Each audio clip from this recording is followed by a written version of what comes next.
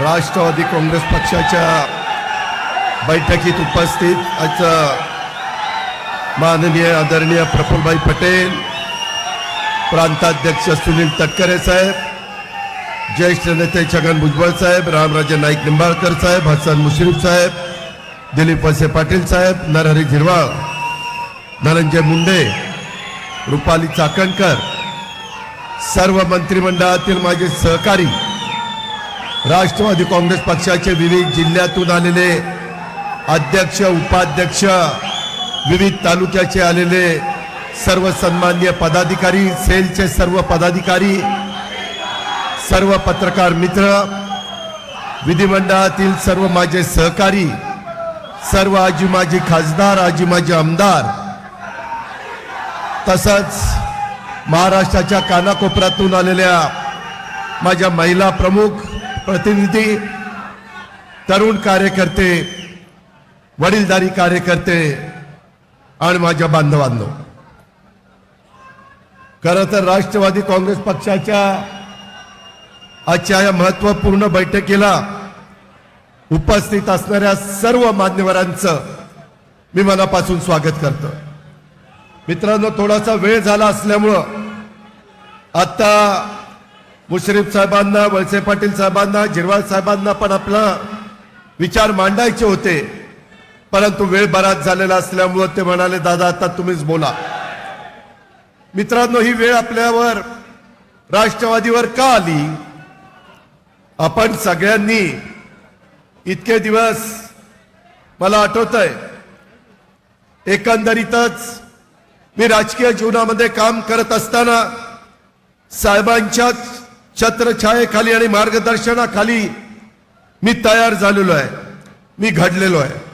ह्याच्याबद्दल माझ्या मनामध्ये तिळमात्र शंका नाही. परंतु साहेब आपल्या सर्वांचे श्रद्धास्थान आहे, त्याही बद्दल आमचं प्रत्येकाचं ते मत आहे. पण एक गोष्ट आपण सगळ्यांनी लक्षामध्ये घेतली पाहिजे. एकंदरीतच आज काही देश पातळीवर, राज्य पातळीवर राजकारण चाललंय. शेवटी एखादा पक्ष आपण कशा करता स्थापन करतो? लोकांचे विकासाची कामं होण्याकरता, सर्व जाती धर्माला या भारतातल्या न्याय देण्याच्या करता, डॉक्टर बाबासाहेब आंबेडकरांनी जे संविधान दिलंय त्या संविधानाचा आदर करण्याकरता, त्या पद्धतीनं माझे मागासवर्गीय असतील, माझे आदिवासी असतील, माझे अल्पसंख्याक असतील, माझे ओबीसी असतील, माझा भटका समाज असेल, माझा सर्वसाधारण समाज असेल, ह्या सगळ्या जाती धर्माच्या लोकांनी गुण्यागोविंदांनी नांदावं, हे छत्रपती शिवाजी महाराजांचं हिंदवी स्वराज्यातलं जे स्वप्न होतं, ते स्वप्न आपल्याला लोकशाहीमध्ये साकार करता आलं पाहिजे, याकरता आपण काम करत असतो. मित्रांनो, मी फार मागे जाणार नाही, कारण नेत्यांनी, आपल्या वरिष्ठ नेत्यांनी सुरुवात 1962 ला केली, विद्यार्थी दशेमध्ये. त्याच्यानंतरचा काळ, काही लोक जन्माला पण आले नव्हते, काळ पुढे सरकत गेला. 67 ला उमेदवारी मिळाली, बारामतीकरांनी निवडून दिलं, 72 ला राज्यमंत्री झाले, 75 ला मंत्री झाले आणि 78 ला अशाच पद्धतीनं एक प्रसंग उद्भवला आणि त्यावेळेस आपल्या वरिष्ठ नेत्यांनी वसंतदादा पाटलांचं सरकार बाजूला करून 78 ला पुलोच स्थापन केला. त्यावेळेस साहेब 38 वर्षाचे होते. त्या दिवसापासून महाराष्ट्राने साथ दिलेली आहे. आम्ही राजकीय जीवनामध्ये आलो, आपण सगळ्यांनी साथ दिली. 78 चा काळ गेला, 80 चा काळ आला. 80 ला पुन्हा इंदिराजींची लाट आली. पुलोद मध्ये जनसंघ पण सामील होता, जो आता भाजप आहे. उत्तमराव पाटील, हर्षू अडवाणी हे त्या मंत्रिमंडळामध्ये होते.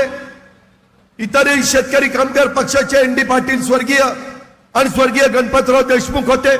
मी बऱ्याच जणांची नावं घेऊ शकतो, परंतु मी वेळ घेत नाही. 80 ला सरकार गेलं. त्यावेळेस इंदिराजींनी सांगितलेलं होतं, भजनलाल सारखं सगळेजण तुम्ही काँग्रेसमध्ये आला तर मी जसंच्या तसं सरकार ठेवते. नाही म्हणून सांगितलं, सरकार गेलं, 80ला निवडणुका झाल्या, इंदिराजींची लाट आली.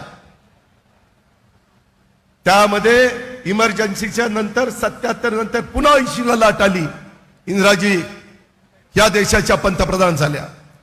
मित्रांनो, इतिहास बघितला तर तुमच्या माझ्या देशाला कुणी ना कुणी करिश्मा असणारं नेतृत्व लागतं. लोकशाही आहे, हे घडलेलं आहे. एकदा फक्त जनता पक्षामध्ये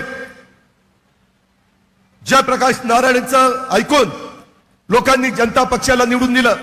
मित्रांनो, मला सांगा, 77ला देश पातळीवर निवडून आलेला जनता पक्ष आता कुठे आहे? शोधावा लागतोय. का तर करिश्मा असणारा नेता त्या पक्षाला नव्हता. त्याच्यानंतरच्या काळामध्ये 80चा उल्लेख केला, 85ला पुन्हा.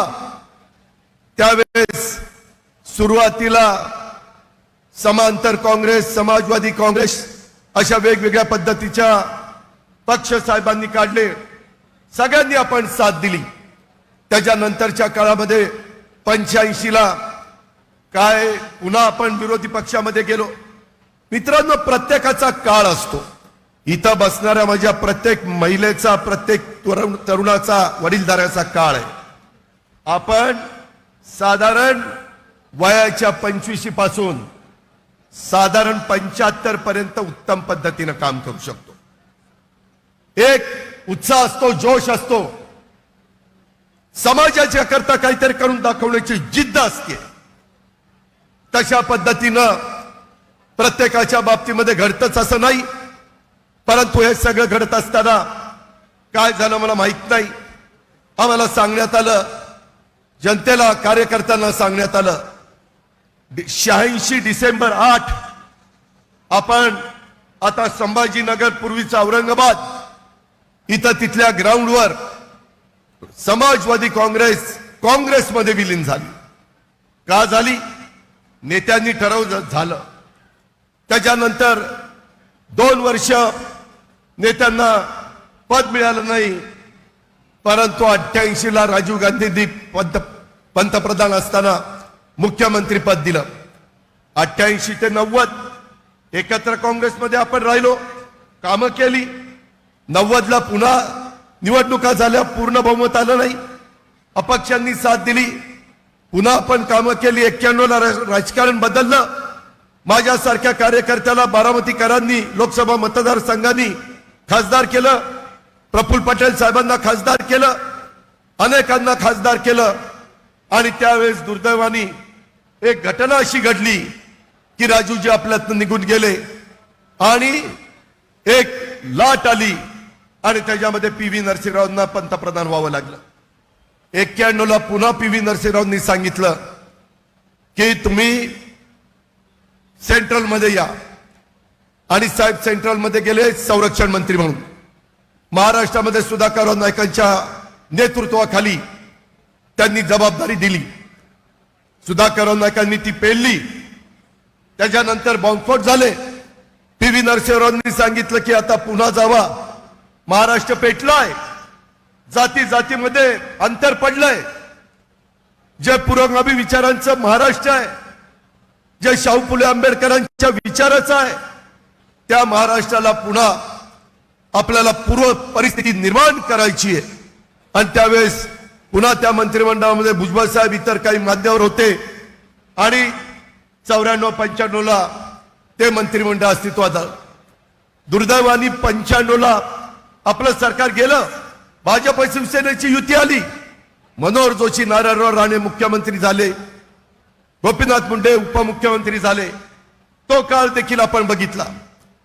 त्याच्यानंतरच्या काळामध्ये 95ला त्यांनी, नंतर 99ला निवडणुका लवकर घेतल्या. त्यावेळेस एकत्र काँग्रेस होती.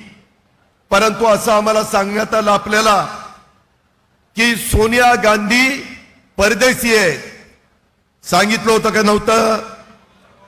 त्यांनी सांगितलं की परदेशी व्यक्ती या देशाच्या पंतप्रधान होऊ शकत नाही. आपण ऐकलं. 99ला 10 जूनला भुजबळ साहेबांनी पुढाकार घेतला आणि शिवाजी पार्कला सभा झाली. सगळ्या नेतेगणांनी, तुम्ही सगळ्यांनी साथ दिली. ते झाल्यानंतर 6 महिन्यातच निवडणुका लागल्या. जुलै ऑगस्ट सप्टेंबर ऑक्टोबर 4च महिन्यात लागल्या. 6 महिने आधी निवडणुका घेतल्या 4.5 वर्षात. आणि त्यावेळेस संपूर्ण मैदान गाजवण्याचं काम हे भुजबळ साहेबांनी केलं. हा इतिहास आपल्याला आठवत असेल. त्याच्यानंतरच्या काळामध्ये मला वाटलं होतं, मी आर पाटील, जयंत पाटील, दिलीप वळसे पाटील, सुनील तटकरे, आम्ही सगळेजण तरुण होतो. आम्हाला पण काहीतरी समाजाच्या करता आपण केलं पाहिजे, आपल्या नेत्यांच्या मार्गदर्शनाखाली केलं पाहिजे. एक सुजलाम सुफलाम अशा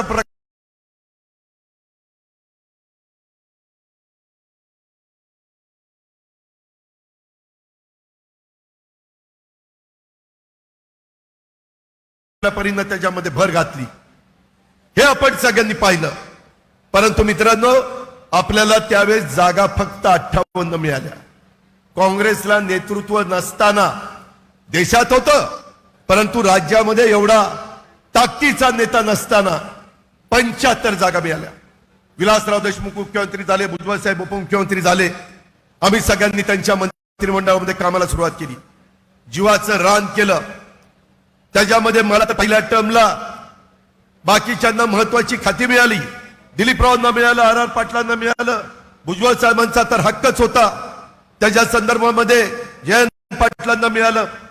मला कृष्णा खोऱ्याचं फक्त 7 जिल्ह्याचं खातं मिळालं. मी खात्या पेललं. प्रशासनावर माझी पकड आहे का नाही हा महाराष्ट्र जाणतो. मी कधी जातीपातीचं नात्या गोत्याचं राजकारण केलं नाही.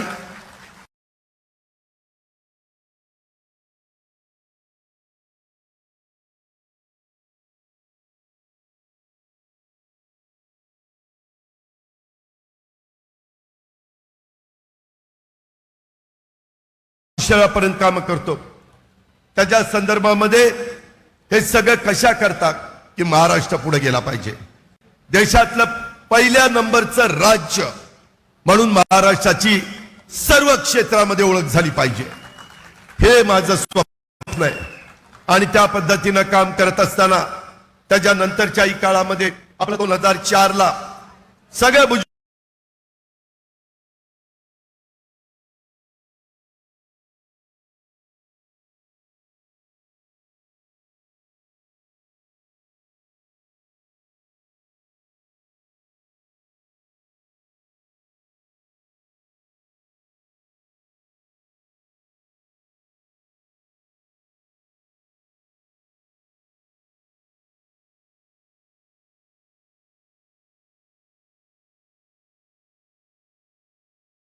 सोनियाजींनी विलासरावांना सांगितलं की सगळ्यात जास्त जागा त्यांची आलेल्या आहेत, आता आपल्याला त्यांना मुख्यमंत्री पद द्यावं लागेल.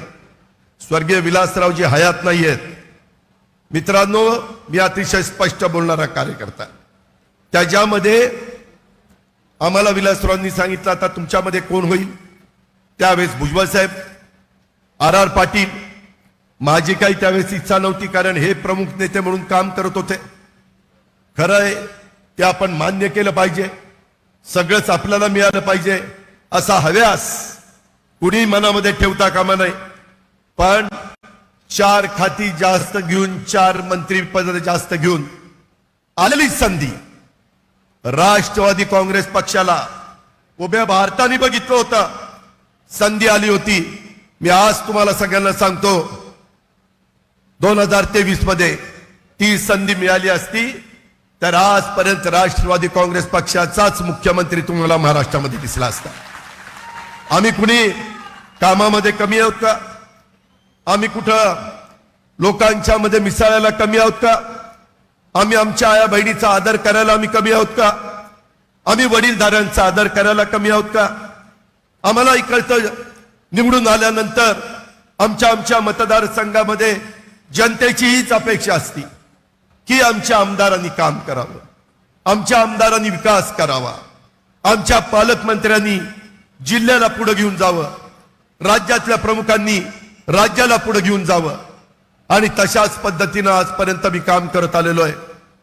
इथून पुढच्या काळामध्ये देखील तुमच्या आशीर्वादाने, तुमच्या मदतीनं, तुमच्या साथीनं, या सगळ्या नेते मंडळींच्या सहकार्याने उद्याला आपल्याला पुढे जायचंय.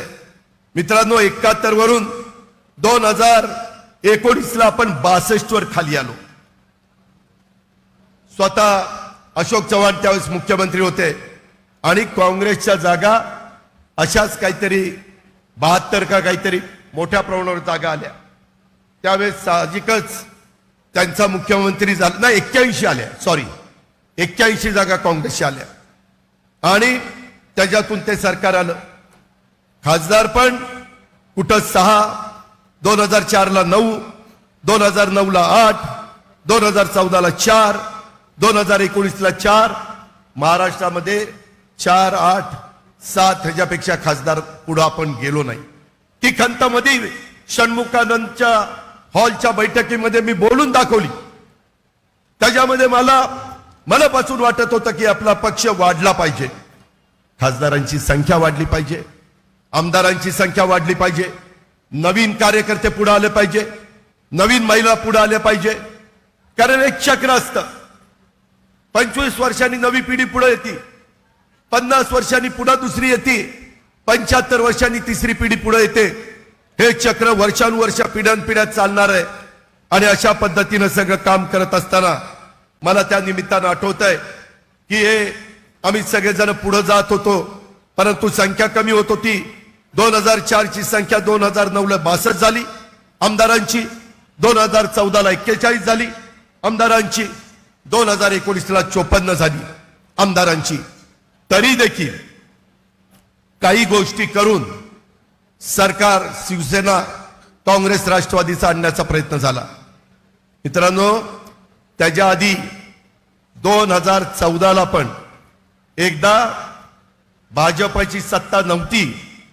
त्यावेळेस भाजपच्या नेत्यांनी सांगितलं 16 जागा राष्ट्रवादीनं लढवाव्यात, 16 जागा शिवसेना लढवेल, 16 जागा भाजप लढवेल, 48च्या 48 जागा आपण निवडून आणू.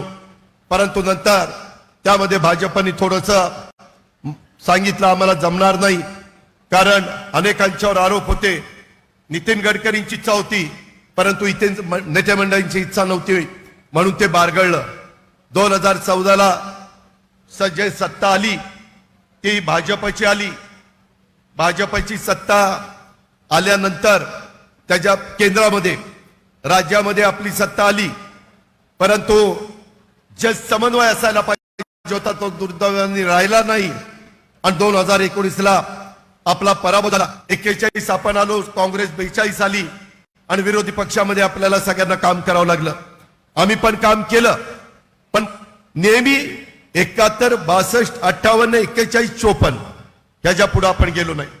मित्रांनो, आता जो निर्णय घेतलाय भाजप, शिवसेना, शिंदे आणि राष्ट्रवादी काँग्रेस पक्ष, बहुमत प्रचंड आहे. हे सगळं करत असताना मंत्रिमंडळामध्ये आता 9 जणांना संधी मिळालेली आहे. पुढेही त्या ठिकाणी संधी मिळणार आहे. वेगवेगळी खाती आणि पालकमंत्री पद आपल्याला त्या ठिकाणी मिळणार आहेत. त्याच्यातून निवडून आलेल्या आमदारांची कामं करता येतील. सरकार गेल्यानंतर सगळ्या आमदारांच्या विकास कामाला स्थगिती मिळाली. आपल्याला ती स्थगिती उठवायची. वैयक्तिक कुणाच्या स्वार्थाकरता हा निर्णय पक्षाने घेतला नाहीये. या संदर्भामध्ये इथं सगळे स्टेजवर बसलेले आमदार, काही आज उपस्थित राहू शकले नाही, काही दवाखान्यात आहे, काही येऊ शकले नाही, काही तिकडच्या मीटिंगला गेले. असे सगळे आमदार आज पण माझ्या सगळ्या संपर्कात आहे. मी आमदारांना विचारा, कुठल्याही राष्ट्रवादी काँग्रेस पक्षाच्या मी कधी भेदभाव केला नाही. उद्याच्याही काळामध्ये या सगळ्यांची कामं करण्याच्या करता मी भेदभाव करणार नाही. आणि त्यामध्ये भाजप आणि जे शिवसेना शिंदे गट आहे त्याही आमदारांना मला सांगायचं, माझी प्रतिमा महाराष्ट्रामध्ये एक दबंग नेता, एक कडक नेता, स्वतःला पाहिजे तेच करतो असा नेता अशी झालेली आहे. मी तसं होऊन देणार नाही. सर्व जाती धर्माला, माझे मुस्लिम असतील, माझे आदिवासी असतील, माझे मागासवर्गीय असतील, माझ्या महिला असतील, माझे तरुण असतील, मला दिसत नाही की बेरोजगारी वाढली आहे, महागाई वाढली आहे, ती आपल्याला कमी करायची. बेरोजगारी कमी करण्याच्या करता उद्योगधंद्याला पोषक अशा प्रकारचं वातावरण करायचं आहे. विरोधात मध्ये बसून ते वातावरण होऊ शकत नाही. काल मंत्रिमंडळामध्ये बसल्यानंतर आम्ही सगळ्यांनी काल पण काही चांगले निर्णय घेतले. भुजबळ साहेब असतील, धनंजय असतील, दिलीप वळसे पाटील साहेब असतील, अनेकांनी पश्चिमेकडे पडणारं माझं जे पाणी आहे गोदावरी खोऱ्यातलं ते इकडे आणण्याच्या करता दिंडोरीची कालच मंजुरी आम्ही कॅबिनेटनी दिली. हे काम केलं पाहिजे. आम्ही काय लोकांना सांगायचं, जर आपल्याला सत्तेमध्ये काम करून लोकांचे प्रश्न सोडवता येत असतील तर का सोडायचे नाही? का लोकांना आपण दुर्लक्षित करायचं? मित्रांनो, हे सगळं करत असताना मी तुम्हाला सांगतो 2017ला त्यामध्ये साधारण काही वेगळं करायचा प्रयत्न झाला. 2014ला देवेंद्र फडणवीस ज्यावेळेस मुख्यमंत्री झाले, आम्ही सगळेजण सिल्वर ओकला बसलो होतो. रिझल्ट येत होते. काय प्रफुल्लबाईंचं आणि साहेबांचं बोलणं झालं. प्रफुल्लबाई मीडिया तर तयारच असतो त्या काळात, कारण निवडणुकीचा निकाल. प्रफुल्लबाईंनी बाहेर सांगितलं, आम्ही बाहेरनं भाजपला पाठिंबा देतो. सांगितलं की नाही? 2014ला सांगितलं. आम्ही गप्प बसलो. का तर नेत्यांचा निर्णय.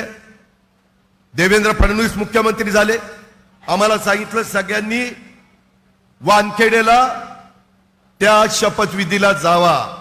आम्ही सगळेजण वानखेड्याला शपथविधीला गेलो. नरेंद्र मोदी साहेब मला ओळखतात, मी त्यांना ओळखतो. त्याच्यावर ते म्हटले की अजित जी कैसे हो, क्या हो, साहब की कैसी तबीयत है. त्यांनी बाकीच्यांशी पण बोलले, भुजबळ साहेबांशी बोलले. आम्ही स्वतः बघत होतो टीव्हीला. अजूनही पूर्वीची क्लिप असेल तर दिसेल. जर आम्ही त्याच्यामध्ये त्यांच्याबरोबर जायचं नव्हतं तर आम्हाला का पाठवलं? का मंत्रिमंडळाच्या शपथविधीला उपस्थित राहायला सांगितलं?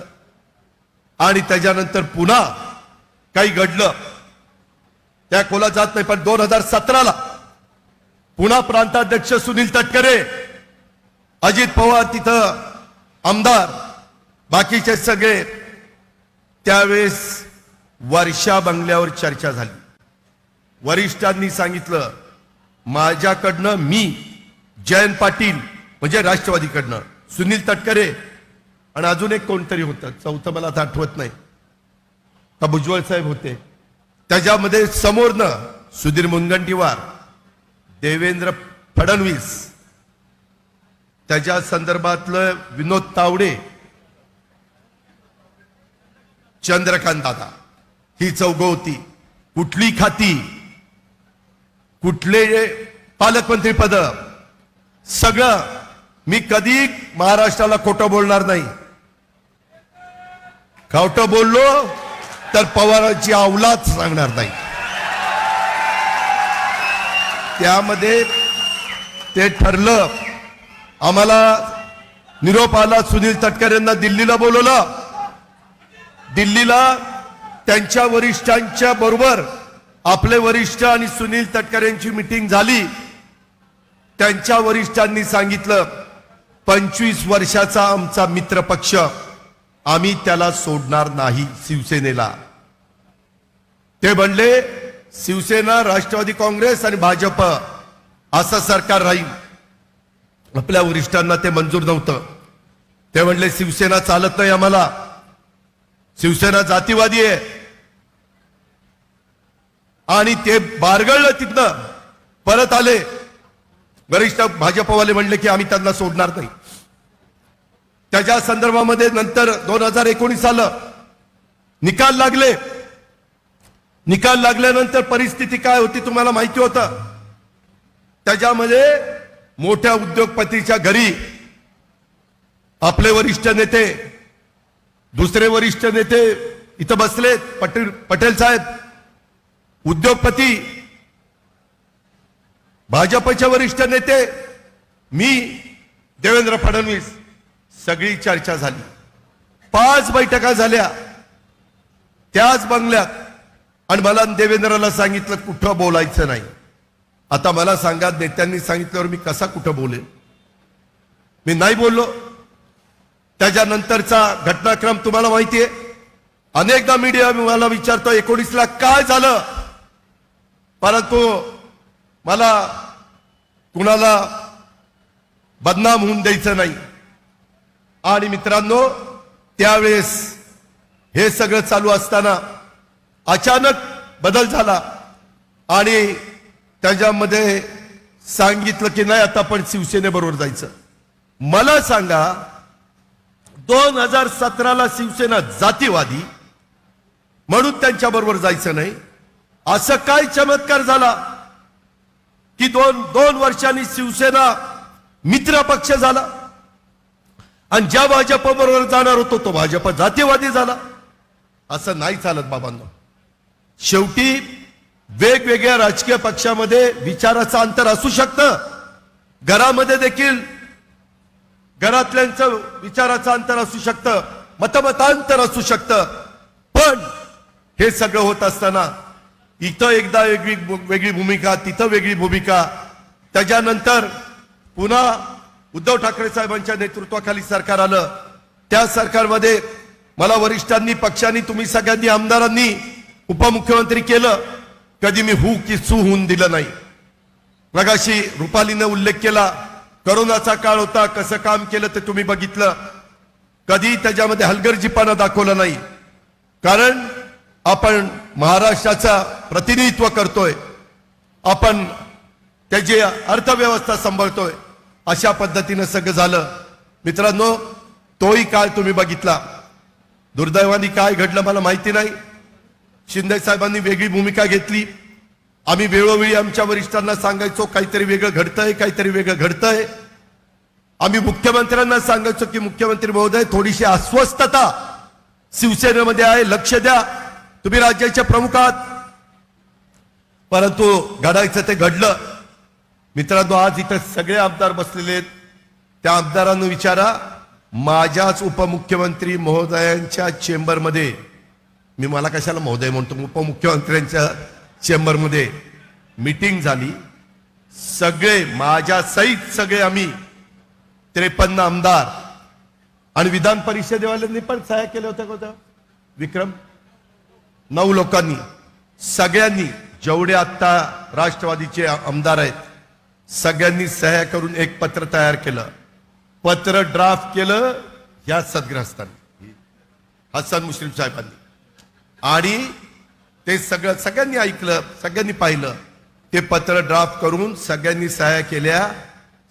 आपल्या वरिष्ठांना विनंती करा की सरकारमध्ये आपण गेलं पाहिजे, कामं होणार नाहीत, अडचणी येतील, विकास होणार नाही, जनतेचे प्रश्न सुटणार नाही.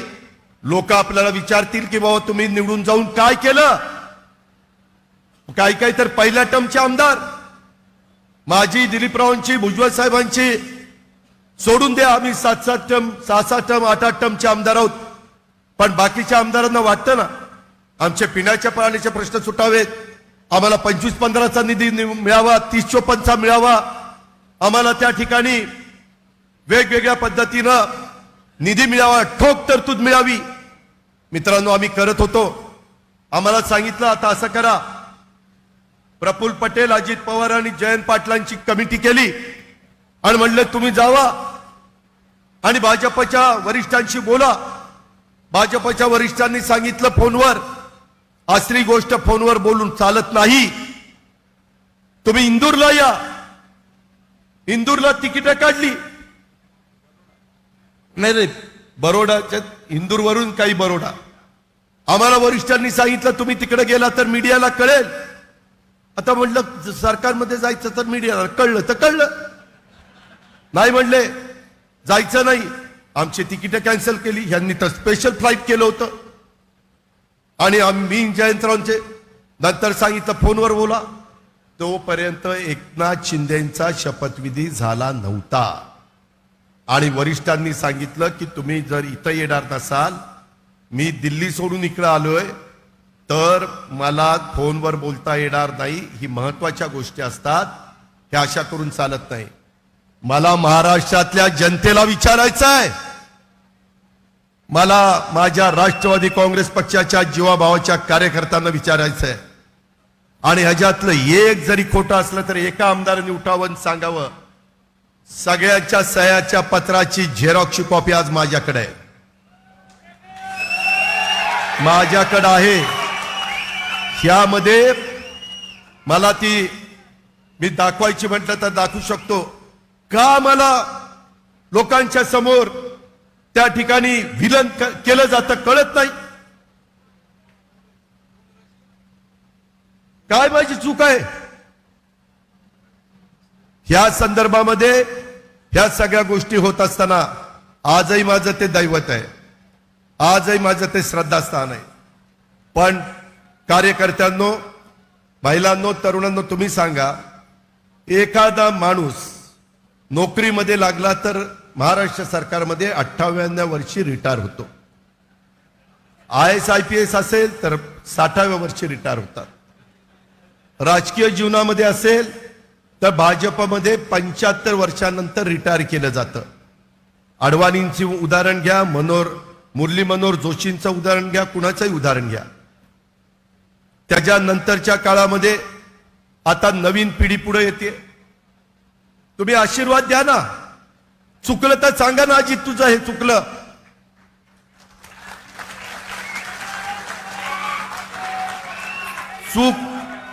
चूक मान्य करून दुरुस्त करून पुढे जाऊ.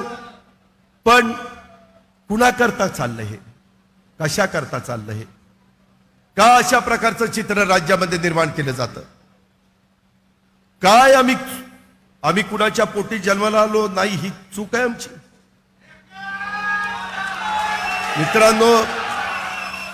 मित्रांनो, आज स्वतः आपले वरिष्ठ नेते चव्हाण साहेबांच्या समाधीला गेले.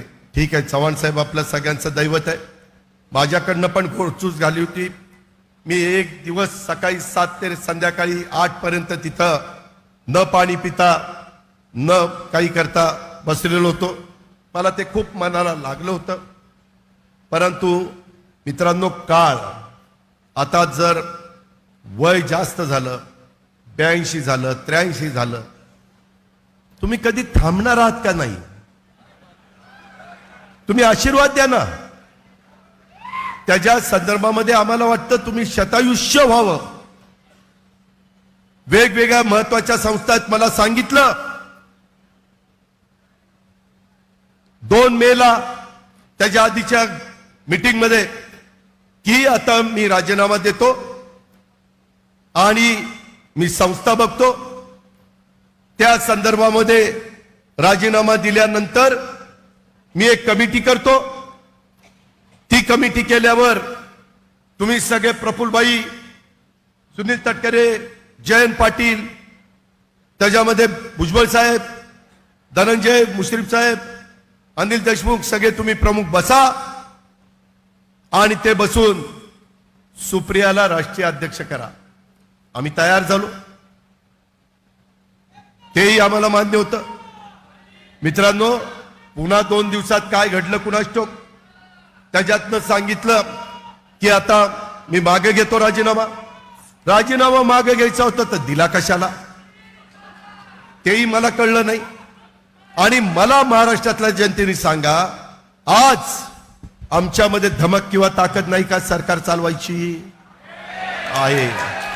आज महाराष्ट्राच्या राजकारणामध्ये जे काही 4-5 जण प्रमुख नेते म्हणून पाहिले जातात, त्याच्यात माझं नाव कुठेतरी येते का नाही शेवटचं? मग आम्हाला का आशीर्वाद दिला जात नाही?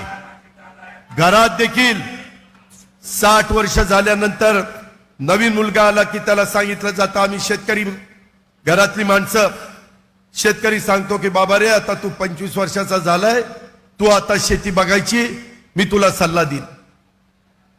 ही पद्धत आहे. उद्योगपतींची पण तीच पद्धत आहे. परंतु बरं आत्ता केलं जातं. आत्ता जो काही हट्ट, मी सुप्रियाशी बोललो, अगं सुप्रिया, आपण एका घरातली एका कुटुंबातली होत, लहानाची मोठे झालो, काहीतरी सांग, ते हट्टी आहेत, ते ऐकत नाहीत कुणाचं. असा कसला हट्ट आहे? का आमचा आदर आहे, मी म्हणतो खरंच आदर आहे, पण हे कुठंतरी महाराष्ट्रातल्या जनतेला पण कळलं पाहिजे. आता सांगितलं की काही काही आमदारांना बोलून घेतलं जातं, ते भेटले नाही तर त्यांच्या पत्नीला फोन केला जातो, त्यांना भावनिक बनवलं जातं. मी नाव घेत नाही, पण वरिष्ठ नेत्यांनी एकदा एका आमदाराला समजून सांगण्याचा प्रयत्न केला. तो म्हणला, आम्ही दादांना शब्द दिले, आता दादांच्या बरोबर आम्ही राहणार आहे. कारण अनेकदा हे सगळे आमदार म्हणायचे की दादा काहीतरी करा, काहीतरी करा. 2019ला केलं ते आम्हाला माहिती नव्हतं. तुम्ही आता जर काही केलं तर आम्ही तुमच्या पाठीमागे ताकदीशी उभं राहू, हे सगळ्यांनी सांगितलं, वडीलधाऱ्यांनी सांगितलं. आणि त्याच्यातनं महाराष्ट्रात मध्ये नरेंद्र मोदी साहेबांच्या सारखं नेतृत्व देशामध्ये आहे, त्यांचा करिश्मा आहे. कुणी काही म्हणा, 14ला एकट्या नरेंद्र मोदींच्याकडे बघून कन्याकुमारी पासून काश्मीर पर्यंत भाजप सत्तेवर आलाय. मोदींच्या करिश्मामुळे आला. 2019ला पुलवामा आणि काही गोष्टी घडल्या, लोकांना त्यांचा 5 वर्षाचा कारभार पटला. 2019ला पुन्हा ते सत्तेवर आले निर्विवाद. म्हणजे राजीव गांधी ज्यावेळेस 1984ला पंतप्रधान झाले तेव्हा बहुमत कसं मिळालं, तेव्हा जास्त मिळालं, पण त्याच्यानंतर पहिल्यांदाच हे दोन्ही बहुमत मिळालं. परदेशात गेल्यानंतर परदेशी लोक आणि तिथले भारतीय पण त्यांचं उत्साहाने स्वागत करतात. जर आज देशामध्ये त्यांच्याशिवाय पर्याय नसेल तर आपण त्यांना पाठिंबा द्यायला काय हरकत आहे? त्याच्यामध्ये विरोधी पक्षाचं कडबुळं बांधण्याचं काम चाललंय, ज्याचा उल्लेख पटेल साहेबांनी केला. माझ्या पण तुमच्या सगळ्यांच्या मुळे काही काही विरोधी पक्षाच्या नेत्यांशी ओळखी आहेत. मी त्यांना म्हटलं काय झालं पाटण्याच्या सभेत? ते म्हणले सभेमध्ये आले होते सगळे मीटिंग मध्ये, परंतु काहीतरी घडलं. केजरीवाल ज्यांच्या ताब्यामध्ये दिल्ली आणि पंजाब आहे, दोन्ही मुख्यमंत्री तिथे बसले होते, काहीतरी त्यांचं फिसकटलं, दोघेही बाहेर निघून गेले. ट्विट केलं, ते ट्विट तुम्ही आम्ही बघितलं, झालं तिथंच फुसकाबार निघाला. त्याच्यानंतर स्टॅलिन जेवायला पण थांबले नाही, ते जेवले, पत्रकार परिषदेला थांबले नाही, ते निघून गेले. मित्रांनो, असं सगळ्यांचं कडबुळं घेऊन देश चालू शकत नाही. एकदा बघितलंय जनता पक्षाच्या काळामध्ये देश नाही चालला. मोरारजींना, इतर नेत्यांना मी त्यांचा अनादर करत नाही, पण त्या नेत्यांना त्याच्यामध्ये 5 वर्ष काढता आली नाही. अनेक दिग्गज नेते, विश्वनाथ प्रताप सिंग असतील, त्याच्यामध्ये खूप जण पंतप्रधान होऊन गेले, परंतु दुर्दैवाने नाही संधी मिळाली. मी मित्रांनो आपल्याला सगळ्यांना सांगतो की आता आम्हाला अनेक बैठकामध्ये या सगळ्या पहिल्या राजनीतिज्ञांना विचारा, आमच्या वरिष्ठांनी सांगितलं 2024 मध्ये देखील मोदी साहेबच येणार. सांगितलं की नाही? मी खोटं नाही बोलणार बाबांनो, मला काय मिळवायचं खोटं बोलून? खूप काही तुम्ही प्रेम दिलं, खूप काही 4-4 वेळेला का 5-5 वेळेला उपमुख्यमंत्री झालो, माझं तर रेकॉर्ड झालं, पण तिथंच गाडी थांबते, पुढं काही जाईल.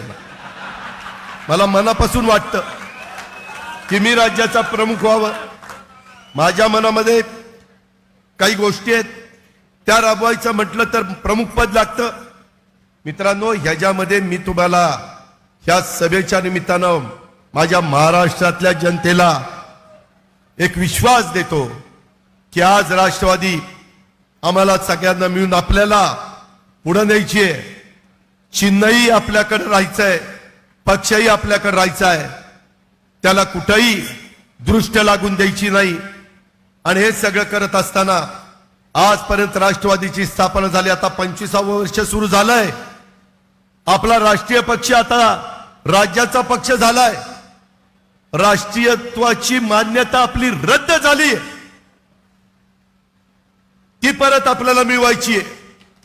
मी तुम्हाला सांगतो, हे जे काही तुमच्या सगळ्यांच्या मदतीनं मी केलंय, नेत्यांच्या मदतीनं केलंय, त्यामध्ये 2024 ला ज्या निवडणुका होतील ना त्यामध्ये राष्ट्रवादीचा जो जास्तीत जास्त 71चा आकडा 2004 चा आहे तो आकडा कुठल्याही परिस्थितीत पुढे घेऊन आम्ही जाणारच.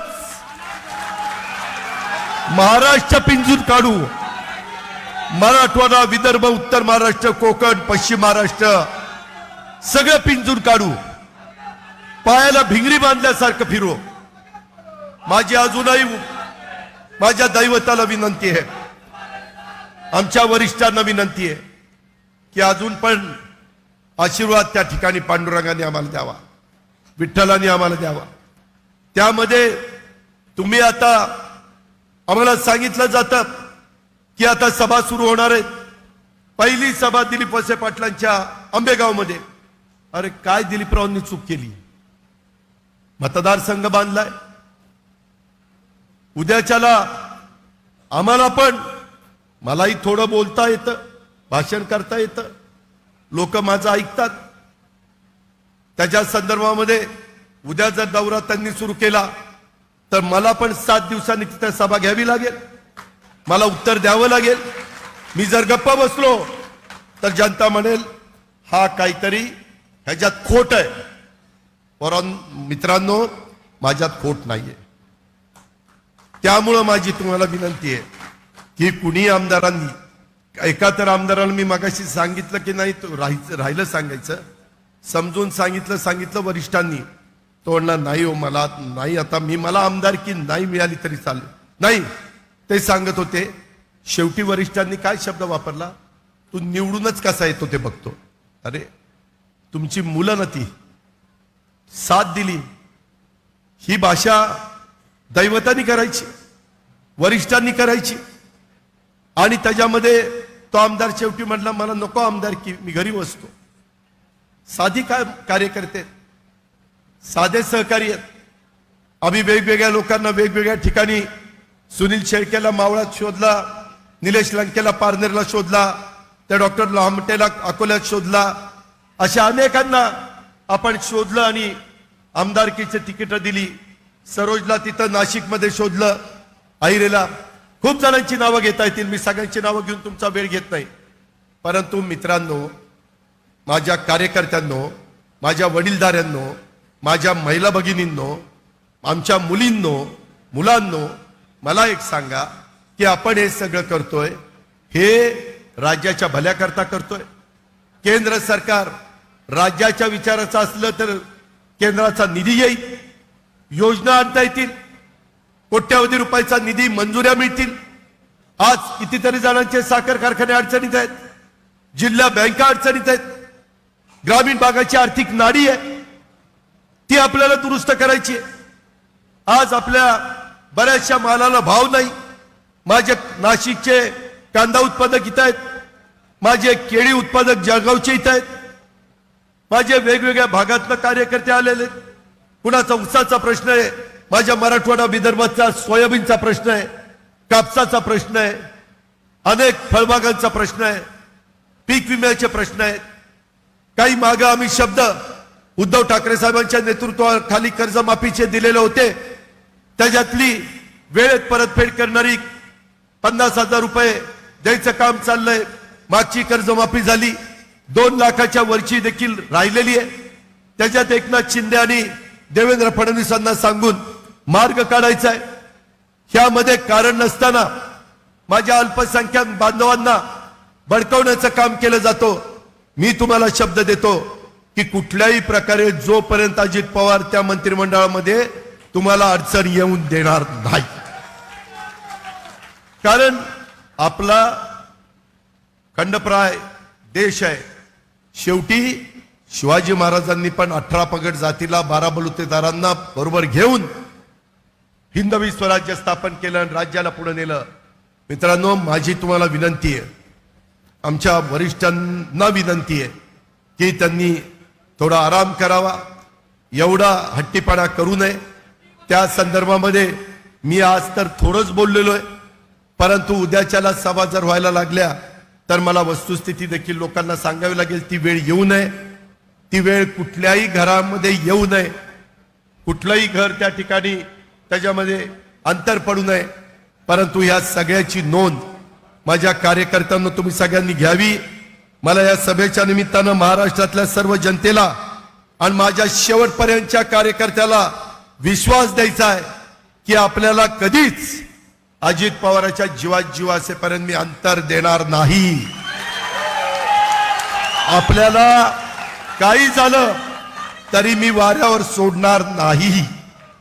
राज्यातल्या जनतेला महत्व देतच एकनाथराव शिंदे, देवेंद्र फडणवीस आणि मी या सगळ्या सहकार्यांना घेऊन या राज्याचे प्रश्न, मगाशी रुपाली चाकणकरनी पण काही महिलांच्या बद्दलचे प्रश्न सांगितले, माझ्या आदिवासींचे प्रश्न आहेत, आदिवासींना काही आरक्षणाचे प्रश्न आहेत, काही वेगवेगळ्या प्रकारचे अनेक प्रकारचे प्रश्न आहेत.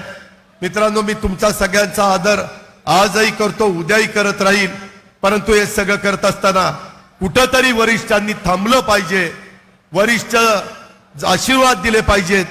जर चुकलं तर कानाला धरा ना आणि सांगा नाही तर चुकलं, समजून घेईन आणि दुरुस्त करीन. पण ह्या पद्धतीनं कुठंतरी वेगळ्या प्रकारचं राजकारण हे मी पण कधी करणार नाही. आणि त्याच्यातून देशाला मी आजही सांगतो, त्यांनी आम्हाला दादा सांगितलं, नरेंद्र मोदी साहेबांच्या शिवाय 2024 मध्ये पर्याय नाही, ही वस्तुस्थिती आहे. आणि त्याच्यामुळं उद्या आपल्या या सगळ्या जागा आहेत, आपल्याला आपले 54 आमदार त्या जागा आपल्याला मिळणारच आहेत. त्याच्यापेक्षा जास्त जागा काँग्रेसच्या ज्या आहेत त्याही आपल्याला मिळणार आहेत. त्याच्यामुळं जागा जवळपास 90 विधानसभेच्या जागा आपण लढवणार आहोत, लोकसभेच्या पण जागा आपण लढवणार आहोत. आणि त्याच्यातून राष्ट्रवादी काँग्रेस, भारतीय जनता पक्ष, शिवसेना, शिंदे अशा पद्धतीने हे सगळं करायचंय. समोर BRS आहे, समोर वंचित आघाडी आहे, ते एकत्र येण्याची शक्यता दाट आहे. अजून पण 900 गवशे उभे राहणारच आहेत. त्याच्यामध्ये हे जे काही काँग्रेस आणि शिवसेनेची आघाडी ती तर कशी होणार आहे मला माहिती नाही, कारण त्याच्यात पण बऱ्याच खाचा खोचा आहेत. त्या सांगून मी आपला सगळ्यांचा वेळ घेत नाही. पण माझी हात जोडून विनंती आहे, मी कुणाचाही अपमान केला नाही. मी गेल्या 40 वर्षाच्या 30 वर्षाच्या राजकीय जीवनात अनेक गोष्टी सहन केल्या, अनेकदा मी माघार घेतली, अनेकदा मी कमीपणा घेतला, अनेकदा आमच्यावर गुगली टाकली तरी मी सहन केली, अनेकदा आम्हाला त्या ठिकाणी सांगितलं एक आणि निर्णय मात्र झाला एक, अशा पद्धतीनं झालं. मी रोखठोक बोलणारा कार्यकर्ता आहे. मी जर एखादं काम होणार असेल तर हो म्हणून सांगतो, नसेल तर नाही म्हणून सांगतो. इथं आता नाना काटे आमचा आहे, त्यांनी जर सांगितलं की बाबा दादा असं करायचं, मला पटलं तर मी म्हणाल हो करो, आणि नाही पटलं तर सांगेल नाना हे करायचं नाही. शेवटी आपणच आपल्या कार्यकर्त्यांना, आपल्या घरच्या माणसांना कशा करता खेळवायचं, कशा करता बनवायचं, कशा करता बदनामी करून द्यायची. त्या षण्मुखानंद आपल्या हॉलमध्ये, त्याच्यात षण्मुखानंद नाही, त्या यशवंतराव चव्हाण प्रतिष्ठानच्या हॉलमध्ये लोकांनी मलाच विलन केलं. मला सांगितलं होतं मी करू काय, की बाबा मी सांगितलं सोनिया गांधी जसं वर बसल्यात आणि खरगे अध्यक्ष आहेत तशा पद्धतीनं साहेब मार्गदर्शन करतील, वरिष्ठ नेते मार्गदर्शन करतील, दुसरं त्यांच्या डोळ्यासमोर तयार होईल. काय चुकलं माझं, मला सांगितलं होतं मी केलं. आज परकीय मुद्दा निघाला, 4 महिन्यातच वासनात गुंडाळून ठेवला. तेव्हापासून UPIच्या प्रमुख सोनिया गांधीच काम करतायत. मग कशामध्ये बदल झाला? हे जे काही वेगवेगळ्या पद्धतीनं चाललेलं आहे. मित्रांनो, यावेळेस मंत्रिमंडळामध्ये पहिल्या टप्प्यात भाजपच्या वरिष्ठांनी सांगितलं की 9 जागा मिळतील. आधी वेगळ्या ठरलं होतं, पण ते म्हणले दादा आता 9 घ्या, नंतर बाकीच्या घेऊ. त्यामध्ये आपण एका आदिवासी समाजाला प्रतिनिधित्व दिलं, एकामध्ये मागासवर्गीय समाजाला प्रतिनिधित्व दिलं कॅबिनेट, एकामध्ये आज पण मंत्रिमंडळामध्ये तुम्ही 50% महिला आहेत, आपण महिलेला एकाला संधी दिली, तिथं प्रतिनिधित्व दिलं. आपण त्याच्या संदर्भामध्ये अल्पसंख्याक समाज आहे, आपण अल्पसंख्याक समाजाला प्रतिनिधित्व दिलं. OBC समाज मोठा आहे, आपण त्या समाजाला 2 प्रतिनिधित्व दिलं. भटका समाज आहे त्याला आपण प्रतिनिधित्व दिलं. अजूनही माझे जीवाभावाचे काही सहकारी आहेत. महामंडळ उद्याच्याला आपल्याला मिळणार आहेत. अजून काही मंत्री राज्यमंत्री पद आपल्याला मिळणार आहेत. आपले सदस्य पद मिळणार आहेत.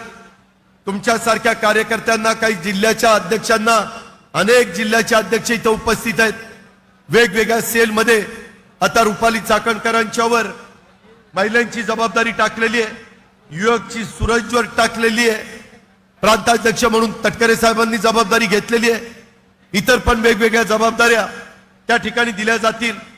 परंतु एकटा अजित पवार आणि एकट्या स्टेजवरचे हे सगळे हे तर काम करतीलच करतील. परंतु तुम्हाला पण आपल्या आपल्या भागामध्ये जाऊन काम करावं लागेल. मी तुम्हाला सांगतो, तुम्ही आता दादा बोललाय, दादा करेल असं नाही. मी तर करेलच. रात्रीचा दिवस करेल. प्रशासन पण चांगलं चालवेल. या आमदारांच्या तुमच्या मतदारसंघातली कामं पण त्या ठिकाणी करेल. ती कामं करत असताना भाजप आणि शिवसेना शिंदेगट यांच्याही आमदारांना कुठं नाराज होतील अशा पद्धतीचं काम माझ्याकडनं होणार नाही. आणि तिथं आपल्याही कार्यकर्त्यांना समजून घेण्याचं काम मी करीन. आणि हे आमदारांना तर ज्या काही विकासाच्या बाबतीमध्ये राहिलेल्या 1.5 वर्षामध्ये जे 1 वर्ष बॅकलॉग पडलाय, तो बॅकलॉग देखील त्यांच्या भागातल्या जनतेचा विकासाचा भरून काढण्याचा शब्द आज मी तुमच्या सगळ्यांच्या साक्षीने या ठिकाणी देतो. मित्रांनो, त्याच्यामध्ये शेवटी ते आपले दैवतच आहेत. परंतु त्यांनी जसं प्रफुल्लबाईंनी विनंती केली, भुजबळ साहेब बाकीच्यांनी विनंती केली, मी साष्टांग नमस्कार करून विनंती करतो की अजून पण त्या संदर्भामध्ये मार्ग काढावा. काही आमदारांची ससे उलपट होती, तिकडं आणि तिकडं वीर. काही आमदार म्हणतात की दादा त्याच्यातनं काहीतरी ठरवा, आणि काही तर असे लोक बरोबर घेतलेत की त्या लोक त्या संबंधात त्या एकंदरीत संघटनेचं वाटोळ करतील. तुम्ही म्हणाल कोण? उदाहरण देतो, ठाण्याचा पठ्या. आता ते ठाण्याचा त्यांच्यामुळं गणेश नाईक आपला पक्ष सोडून गेले, संदीप नाईक पक्ष सोडून गेले, सुभाष भोईर पक्ष सोडून गेले, निरंजन डावखरे पक्ष सोडून गेले. वसंतराव डावखरे वयस्कर असताना मला म्हणायचे, दादा साहेब काय त्याला मोठं करतात. त्याच्यामध्ये सांगितलं गणेश नाईक. त्याच्यामध्ये अनेक जण मला आता ते भेटतात सगळे. मला वाटतं किसन कथोरे गेले, खूप जण गेली. अहो, आपल्या मध्ये जीवाभावाचे कार्यकर्ते असे असले पाहिजेत की त्यांनी स्वतः तर तिथं नेतृत्व केलंच पाहिजे, परंतु बेरजेचं राजकारण केलं पाहिजे. एकेका मंत्र्यांनी 4 आमदार तरी निवडून आणा.